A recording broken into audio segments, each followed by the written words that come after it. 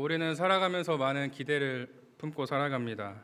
오늘 아침 눈을 뜰 때도 오늘 하루가 어떨지 기대를 하고, 또한 새로운 일을 시작한다면 그 새로운 일에 대해서 우리는 기대를 하게 될 겁니다. 때로는 그 기대가 현실이 되어서 우리가 기쁨을 누리기도 하지만, 때로는 그 현실이 우리가 기대한 것만큼 되지 않아서 실망할 때도 종종 있습니다. 취업을 준비하며 기대했던 회사에 떨어졌을 때, 그리고 열심히 준비한 시험에서 내가 원하는 만큼 성적이 나오지 않았을 때, 그리고 기도하며 바라던 일이 뜻대로 되지 않았을 때, 그리고 기대한 것만큼 사람들의 반응이 없을 때, 우리는 종종 실망하기도 합니다. 우리는 모두 기대를 가지고 이 땅을 살아갑니다. 그래서 이것이 무너질 때 좌절하고 우울해하죠. 어떤 기대를 가지고 사는가가 삶의 자세와 모습과 방향을 결정합니다. 때로 우리 안에 세상을 향한 기대와 하나님의 통치를 향한 기대가 충돌하는 경우가 있습니다. 지혜로운 삶은 하나님의 다스림 가운데 존재하는 영원한 삶을 준비하는 것입니다. 어떤 기대를 가지고 사는지, 그것이 우리의 삶의 자세와 모습과 방향을 결정한다고 합니다. 그렇다면 오늘 우리는 무엇을 기대하며 살아가고 있습니까? 지금 우리가 가지고 살아가는 그 기대가 우리의 삶의 자세와 모습과 방향을 결정하게 될 것입니다. 오늘 우리가 함께 나눈 이 민수기 본문은 가데스 바네아에서 벌어진 이스라엘 백성들의 집단적인 불신앙과 반역의 순간을 보여줍니다. 앞선 13장에서 12명의 정탐꾼들이 가나안 땅을 40일 동안 정탐하고 돌아온 이후에 12명 중에 10명의 정탐꾼이 무려 부정적인 보고를 한 결과로 일어난 대중들의 반응이 오늘 말씀 14장에 담겨 있습니다. 이스라엘 백성이 약속의 땅인 가나안 근처에 이르렀고, 하나님께서 명령하신 대로 각 지파에서 한 사람씩 총 12명을 선별해서 정탐꾼으로 보냅니다. 이들은 가데스 바네에서 출발해서 가나안 땅을 탐색했고, 에스골 골짜기라고 하는 곳에서 탐스럽게 생긴 포도송이를 가져와 그 땅의 풍요로움을 보여줬지만, 대부분은 두려움에 사로잡혀 우리는 메뚜기 같다고 말하죠. 우리는 메뚜기 같고 그들은 거인 같다. 그러나 그 중에 여호수아와 갈렙은 하나님께서 우리와 함께 하시면 그들은 우리의 먹이다라고 말하면서 담대한 믿음을 보여줍니다. 이러한 믿음과 불신의 대조가 오늘 14장에서 이스라엘 백성들 전체의 반응으로 이어집니다. 그렇다면 이제 이스라엘은 무엇을 기대해야 될까요?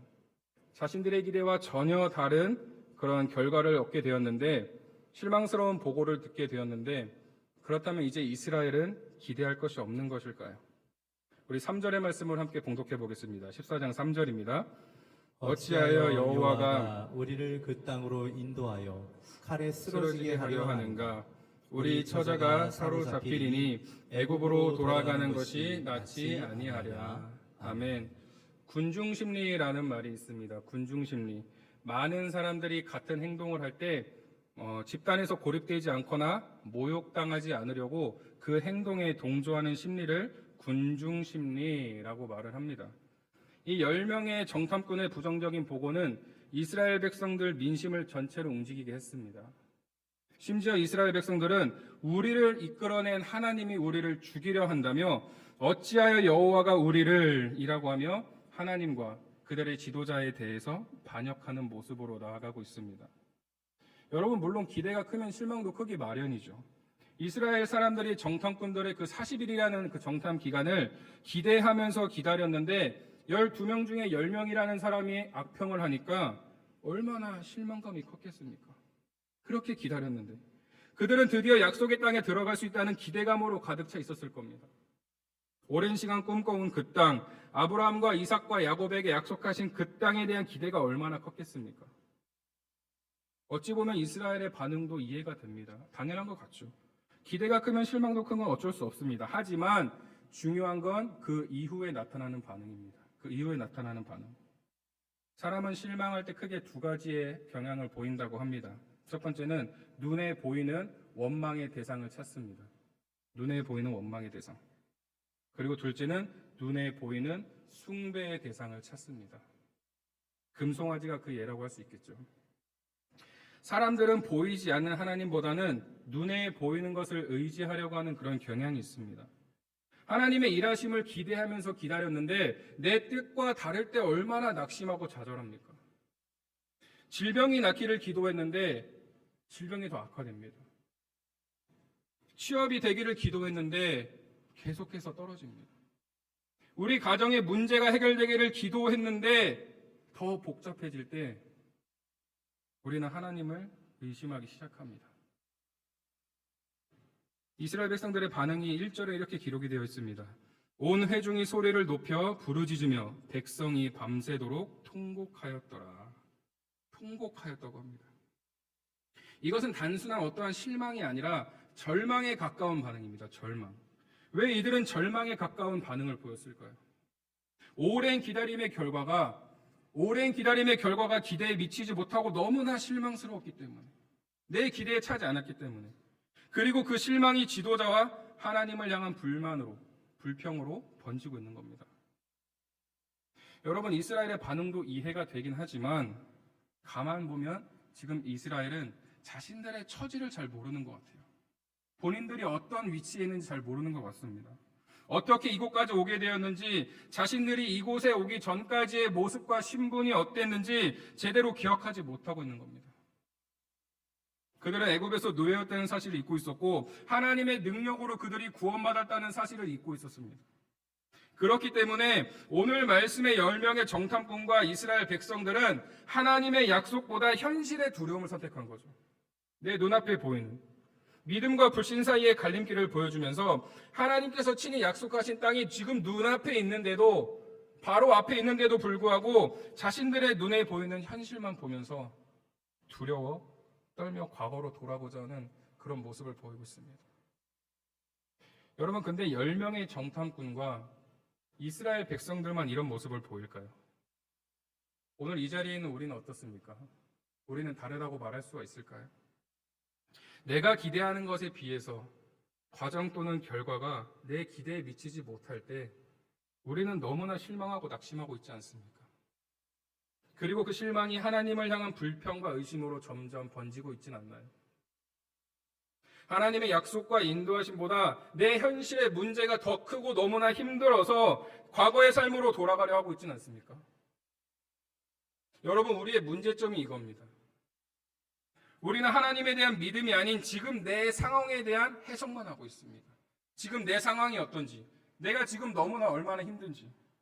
우리는 하나님께 온갖 기대는 다하면서 정작 나의 삶은 하나님의 기대에 합당한 삶을 살고 있다고 착각하고 있지는 않습니까? 지금 말씀을 전하고 있는 저는 그렇지 않을까요? 저는 그렇지 않을까요? 2년 전에 태풍 카눈이 우리나라를 상륙한 적이 있었습니다. 우리나라를 이제 정통으로 통과한다고 해서 굉장히 비상이 있었던 그런 때가 있었는데, 제가 그때 제주도에서 사역을 하고 있었습니다. 이제 제주도에 전통으로 통과한다고 하니까 굉장히 이제 비상에 걸렸겠죠. 그래서 그때 제가 또한 캄보디아 단기 선교를 준비하고 있었습니다. 청소년부 아이들과 캄보디아 단기 선교를 준비하고 있었는데, 아이들은 벌써부터 그 땅에 있는 사람들과 아이들을 만날 생각에 굉장히 부풀어 있었습니다. 기대하고 있었어요. 그런데 중요한 건 태풍으로 인해서 비행기가 결항될 확률이 99%였답니다. 우리나라를 정 가운데로 통과하는데 어떻게 비행기가 뜰 수 있겠습니까? 그래서 이제 출발하기 전날 수요 예배 후에 아이들과 함께 한 자리에 모여서 기도를 했습니다. 정말 기도를 아이들이 그렇게 열심히 하는 줄 몰랐어요. 아이들이 울면서 하나님 캄보디아 갈 수 있게 해주세요. 그 땅에 있는 아이들, 사람들 만날 수 있게 해주세요. 아이들이 울면서 기도를 했어요. 근데 거기서 저는 솔직히 단기 선교 못 갈 거라고 생각을 했어요. 저는 못 갈 거라고 생각을 했습니다. 아이들한테 이렇게까지 이야기했어요. 내일 못 가. 내일 못 가니까 너무 기대하지 마. 다음에 또 갈 수 있으니까 그때를 기약하자. 아니, 태풍이 우리나라 가운데를 정중앙으로 통과하는데 비행기 뜨는 게 말이 안 되잖아요. 근데 다음날 아침 장로님께 연락이 왔습니다. 목사님 가실 준비하시죠. 저 솔직히 짐도 안 쌌었거든요. 여러분, 비행기가 떴을까요? 못 떴을까요? 비행기가 떴습니다. 네. 제주에서는 인천으로 바로 가는 비행기가 없기 때문에 김포로 가야 되는데, 신기하게도 저희 비행기만 아무런 지연 없이 김포공항에 잘 도착을 했습니다.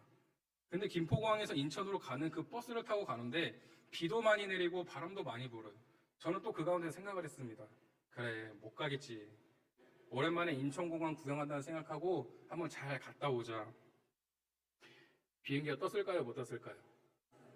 잘하시네요. 저희 비행기만 정말 아무런 지연도 없이 정시에 출발해서 캄보디아 땅에 작은 난기류도 하나 없이 잘 도착했습니다. 여러분, 그런 여정으로 단기 선교를 갔다 온 아이들의 신앙이 어떻게 변화되었을까요? 어떻게 변화되었겠습니까? 이미 출발하는 순간부터 그냥 모든 순간이 아이들의 간증인 순간입니다. 간증인 거죠. 근데 그때 저는 이 아이들의 순수한 믿음 앞에 굉장히 제 자신이 부끄러웠어요. 못 간다는 이야기는 하고 있으니. 저는 목사로서 아이들에게 믿음을 가르치면서도 정작 제 자신은 현실 앞에서 믿음이 흔들렸던 겁니다. 여러분, 오늘 그리스도인이라고 하는 우리의 모습은 어떻습니까? 하나님의 기대에 합당한 삶을 살고 계십니까? 하나님 한 분의 말씀을 듣고 순종하고 계십니까? 아니면 하나님의 음성은 배제하고 다른 누군가의 소리에 귀를 기울이고 있지는 않은가요? 심지어 그 소리를 하나님의 음성으로 기대하면서 기다리고 있지 않습니까? 그렇다면 그 기다림은 무엇을 위한 기다림일까요?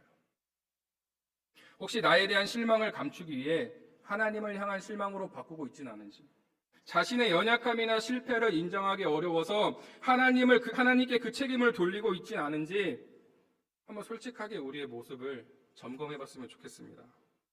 우리 7절의 말씀을 같이 한번 읽어보겠습니다. 14장 7절 말씀입니다. 이스라엘 자손의 온 회중에게 말하여 이르되 우리가 두루 다니며 정탐한 땅은 심히 아름다운 땅이라.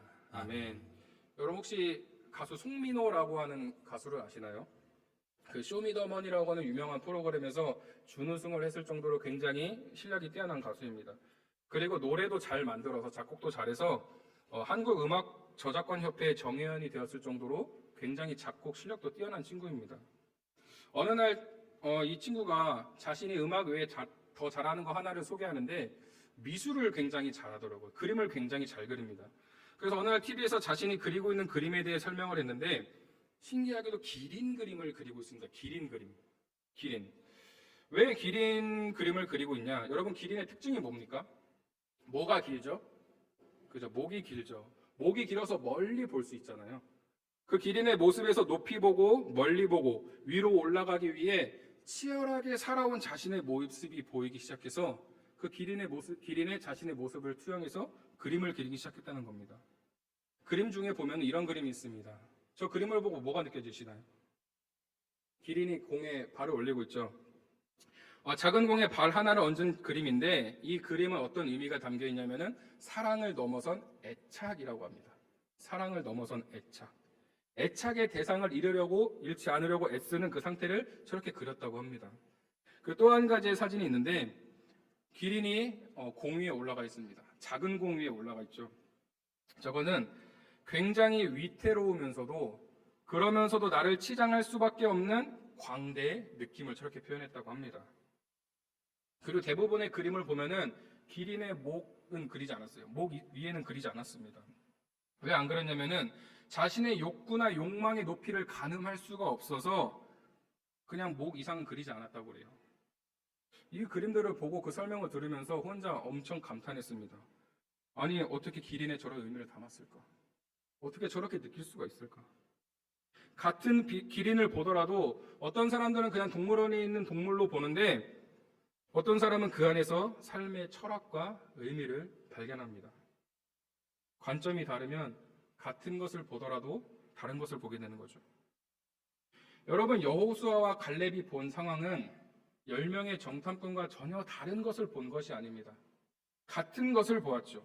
같은 것을 보았는데도 완전히 반대되는 상황으로 이야기를 하고 있습니다. 여러분, 무엇이 이런 차이를 만들었을까요? 무엇이? 바로 관점의 차이였습니다. 관점의 차이. 그러니 이스라엘 백성들이 10명의 정탐꾼의 말을 듣고 흔들리는 그런 모습을 보면서 얼마나 답답하고 힘들었을까요? 그 심정이 6절 말씀에 이렇게 기록이 되어 있습니다. 그 땅을 정탐한 자 중 눈의 아들 여호수아와 여분의 아들 갈렙이 자기들의 옷을 찢었다고 합니다. 얼마나 심적으로 고통스럽고 비통스러우면 옷을 찢었을까요? 여러분, 옷을 찢는다는 건 이스라엘 그 당시 문화에서 극도의 슬픔이나 분노 그리고 절망을 표현하는 행위가 옷을 찢는 행위였습니다. 야곱이 요셉이 죽었다는 소식을 들었을 때, 그리고 다윗이 사울과 요나단의 전사 소식을 들었을 때 모두 극도의 고통과 절망의 순간이었죠. 여러분, 근데 중요한 건 여호수아와 갈렙이 이토록 옷을 찢으면서까지 마음이 고통스러운 이유는 무엇이냐면은 그 땅에 있는 거인들 때문이 아니었습니다. 그 땅에 있는 견고한 성 때문이 아니었습니다. 매번 하나님을 경험하면서도 또다시 한치 앞을 바라보지 못하고 하나님에 대한 믿음이 사라지고 또다시 옛 감성에 빠져 있는 이스라엘 사람들을 보아하니 너무나 가슴이 답답하고 비통한 겁니다. 이스라엘 백성들이 얼마나 많은 하나님의 기적을 경험했습니까? 그들은 수많은 기적을 경험했음에도 불구하고 또다시 하나님을 향한 불평과 원망에 빠진 모습을 보면서 여호수아와 갈렙이 답답해하고 있는 겁니다. 애통해하고 있는 겁니다. 조금만 더 자세히 보면, 조금만 더 자세히 알면 하나님의 일하심이 보이는데, 조금만 더 보면 왜 이것을 발견하지 못하고 계속해서 현실에 얽매여 두려워하고 불평하는지 여호수아와 갈렙은 얼마나 힘들었을까요? 여호수아와 갈렙은 같은 상황을 보면서도 하나님의 관점에서 바라봤습니다. 그들은 10명의 정탐꾼은 거인을 보았지만 여호수아와 갈렙은 하나님이 더 크신 분인 것을 알았습니다. 그들은 견고한 성을 보았지만 여호수아와 갈렙은 성벽을 무너뜨리실 하나님을 믿었습니다. 하나님께서 우리와 함께 하신다는 약속을 기억했고 지금도 우리를 위해 일하시는 하나님의 일하심을 보고 있었습니다. 여러분, 믿음의 사람들은 모두 이러한 관점을 가지고 살아갑니다. 다윗이 골리앗을 상대할 때 대부분의 사람들은 어떻게 작은 아이가 그 큰 골리앗을 이기냐고 조롱했죠. 비웃었습니다. 하지만 다윗은 골리앗이 너무 커서 놓칠 수 없는 대상이라고 생각했겠죠. 여러분, 근데 중요한 건 이스라엘 백성들의 오늘 이 모습이 우리의 모습일 수 있다는 겁니다. 아니, 이미 내 모습일 수가 있어요. 주일에는 회개하고 결단하지만 이제 내일부터, 월요일부터는 현실의 무게에 짓눌려서 불평, 불만하고 하나님을 의심하기 시작합니다. 예배 때는 하나님을 찬양합니다. 하나님께 찬양을 올려드리죠. 하지만 삶의 자리에서 문제를 만나면 하나님의 은혜를 기억하기보다는 내 현실이라는 벽 앞에 좌절하고 낙심하고 그러고 있진 않습니까? 심지어 하나님을 의심하기도 합니다. 여전히 하나님의 뜻이 아닌 나의 뜻을 쫓아 살아가죠. 하나님의 기대에 합당한 삶이 아니라 나의 기대를 충족시킬 수 있는 그런 것들을 우리는 여전히 쫓아 살아가고 있다는 겁니다. 민수기 14장 9절 말씀입니다. 다만 여호와를 거역하지 말라. 또 그 땅 백성을 두려워하지 말라. 그들은 우리의 먹이라. 그들의 보호자는 그들에게서 떠났고 여호와는 우리와 함께 하시느니라. 그들을 두려워하지 말라 하나. 여러분, 여호와를 거역하는 것, 그분을 거역하는 것, 곧 하나님의 약속을 믿지 않는 것과 하나님의 뜻을 거부하는 것을 말합니다. 이스라엘 사람들을 향한 하나님의 뜻이 무엇이었습니까?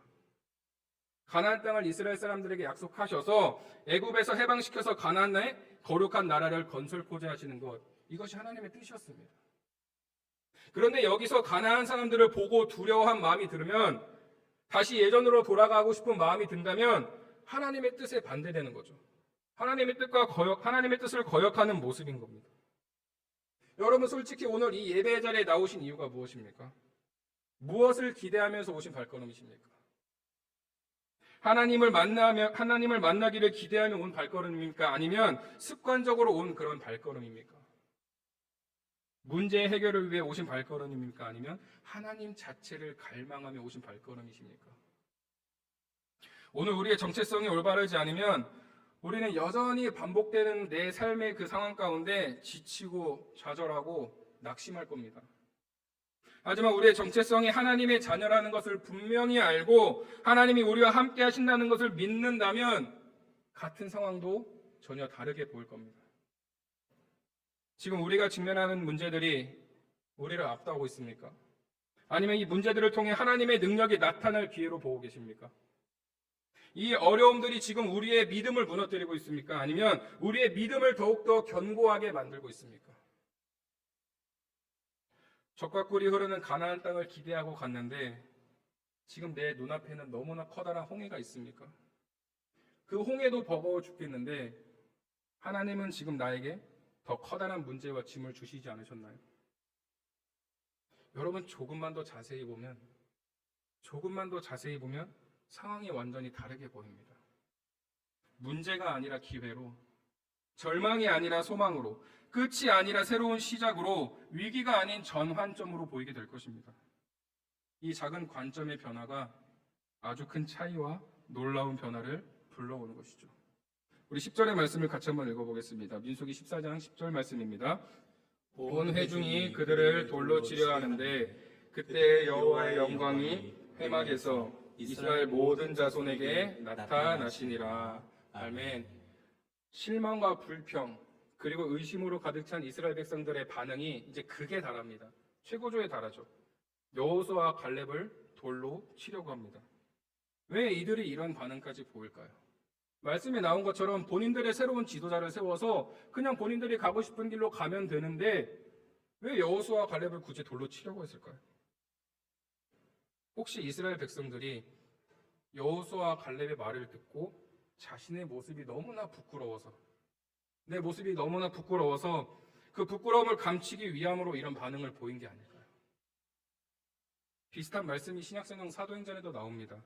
사도행전 7장 54절에 그들이 이 말을 듣고 마음에 찔려 그를 향하여 이를 갈거늘. 이제 스데반 집사가 이스라엘 사람들에게 말씀을 전하는 겁니다. 의인이 오시리라 예고한 자들을 그들이 죽였고 이제 너희는 그 의인을 잡아준 자여 살인한 자다. 너희들이 우리에게 오실 그리스도를 십자가에 못 박혀 죽인 거야. 이렇게 말을 하는 거죠. 그 말을 들은 사람들의 반응이 어떻습니까? 마음에 찔렸습니다. 마음에 찔려 이를 갈았다고 합니다. 여러분, 그 절체절명의 순간, 너무나도 큰 위기의 순간에 스데반은 무엇을 바라보았습니까? 55절 말씀에 스데반이 성령 충만하여 하늘을 우러러 주목하여 하나님의 영광과 및 예수께서 하나님 우편에 서신 것을 보고. 아멘. 여러분, 스데반 집사 그리고 여호수아 갈렙, 그들이 무엇을 바라보고 있었는지 우리는 분명히 알 수 있습니다. 혹시 돈 룩업이라는 영화를 아십니까? 돈 룩업. 한 대학원생 교수가 이제 학생이랑 앞으로 이제 6개월 뒤에 지구에 충돌할 것 같은 그런 소행성을 발견하게 됩니다. 그리고 계산을 해보니까 실제로 그 일이 일어나게 될 거다라는 결과를 내리게 됩니다. 그래서 대재앙을 예감한 이들은 자료를 수집하고 그 자료들을 토대로 이제 알리려고 하죠. 그래서 어찌어찌 도움을 청하고 연락을 해서 백악관에 들어가 대통령을 만나게 됩니다. 이제 대통령 앞에서 이 재앙에 대해서 브리핑을 하고 그들을 설득시켜야 되는데 놀랍게도 대통령은 지구의 종말이 다가오고 있음에도 불구하고 눈앞에 닥친 선거에만 집중을 하느라 사태의 심각성을 인지하지 못하고 또 아무리 해결 방안을 설명해도 누가 봐도 헛소리라고 합니다. 그런 일이 일어나겠냐고. 아무도 위기감을 느끼지 않자 이 사실을 폭로하려고 TV쇼에 출연을 하는데 그 진행자가 하는 이야기라고는 본인의 이름을 딴 행성이 생겨서 좋으시겠어요? 이런 이야기를 하고 있는 겁니다. 그런 멘트나 날리면서 사태의 심각성을 인지하지 못한 채 농담을 하고 있는 거예요. 그리고는 불필요한 공포감을 조장하지 말자고 하는 모습들이 이 영화를 통해 계속 나옵니다. 여러분, 이 돈 룩업이라는 제목은 혜성이 충돌하는 것을 올려다보라고 말하는 현실주의자들과 그거는 그냥 공포심을 조장하는 거짓말일 뿐이니까 올려다보지 마 주장하는 현실 부정자들의 대립을 보여줍니다.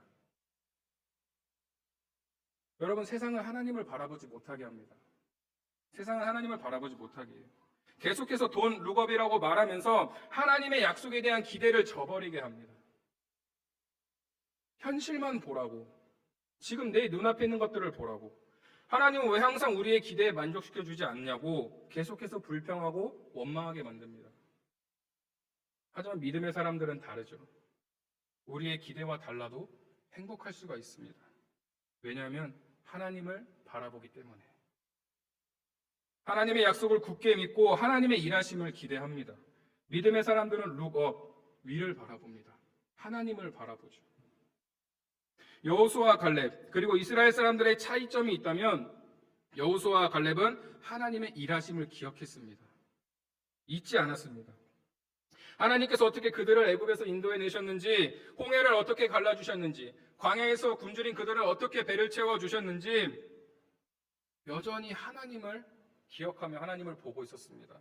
그렇기 때문에 지금 내 상황이 내가 기대한 것과 너무나 많이 다르다고 해서 내 기대에 차지 않는다고 해서 실망하지 않고 더 기대하며 행복할 수 있는 이유가 되었던 것이죠. 여러분, 기대와 달라서 많이 실망하셨습니까? 예측을 벗어나 많이 당황스러우신가요? 모든 것이 무너져 내려 포기하고 싶으십니까? 그러나 아직 다 끝나지 않았습니다. 오늘보다 더 빛날 내일 우리가 만날 오아시스를, 우리가 만날 인생의 동반자들을, 우리의 인생을 이끄시는 구름 기둥과 불 기둥을 기대하십시오. 하나님은 종종 결코 가고 싶지 않은 곳으로 우리를 이끄실 때가 있습니다. 그때 우리는 인생의 크고 작은 문제를 내려놓고 하나님의 뜻을 묻기 위해 기도하십니까? 할 수만 있다면 저는 이 길을 피하고 싶습니다. 그러나 하나님의 뜻은 무엇인가요? 하나님께서 눈물을 흘리시며 가라고 명하시는 그 길은 어디입니까? 오늘 우리에게도 예수님과 같은 이런 기도 제목이 있으십니까? 하나님의 길이라면 분명 하나님의 뜻이 이루어질 것이다. 그리고 하나님의 뜻이 이루어진다면 결코 우리 인생에는 후회가 없을 것이다. 후회하지 않는 삶을 살기 위해 우리는 자신만의 겟세마네에서 온 힘을 다해 전심으로 기도하는 시간이 필요합니다. 그리고 그 산에 오른 자만이 하나님의 뜻을 거스르지 않는 인생을 살게 될 것입니다. 여러분, 중요한 건 우리의 기대가 이루어지는 것이 아니라 하나님의 뜻이 이루어지는 것이 참된 축복입니다. 그렇기 때문에 우리는 기대와 달라도 행복한 사람들이 될 수 있는 것이죠. 여러분, 행복이라는 것은 내 기대가 맞아 떨어지는 데서 오는 것이 행복이 아니라 기대를 내려놓고 하나님을 신뢰할 때 오는 것이 행복입니다. 하나님의 일하심은 언제나 우리의 상상을 뛰어넘습니다. 때로는 내 기대와 전혀 다른 방식으로 일하시죠. 우리는 문제가 없어지기를 원하지만 하나님은 문제를 이길 수 있는 힘을 얻게 해주십니다. 우리는 고통이 사라지기를 원하지만 하나님께서는 고통을 통해 우리를 더욱 성숙하게 만드십니다. 오늘 우리는 무엇을 기대하고 있습니까?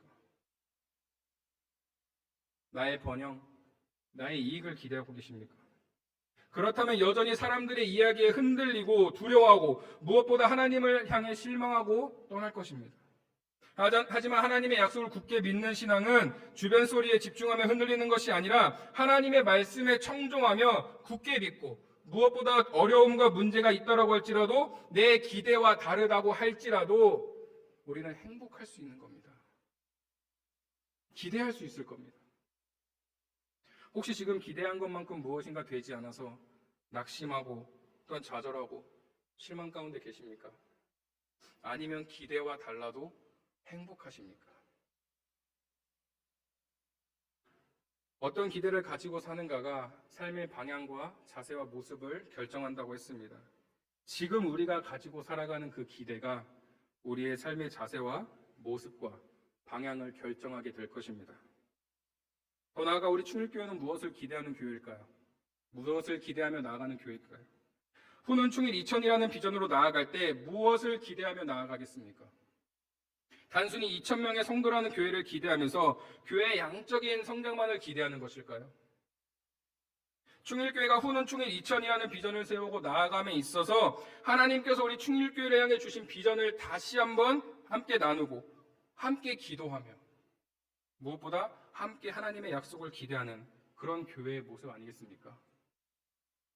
하나님의 꿈이 우리 충일교회 모든 공동체의 비전이 되길 간절히 소망합니다. 사랑하는 충일교회 모든 가족들이 하나님의 일하심을 기대하며 기다리는 그런 공동체가 되기를 간절히 소망합니다. 비록 내가 기대한 것과 다르다고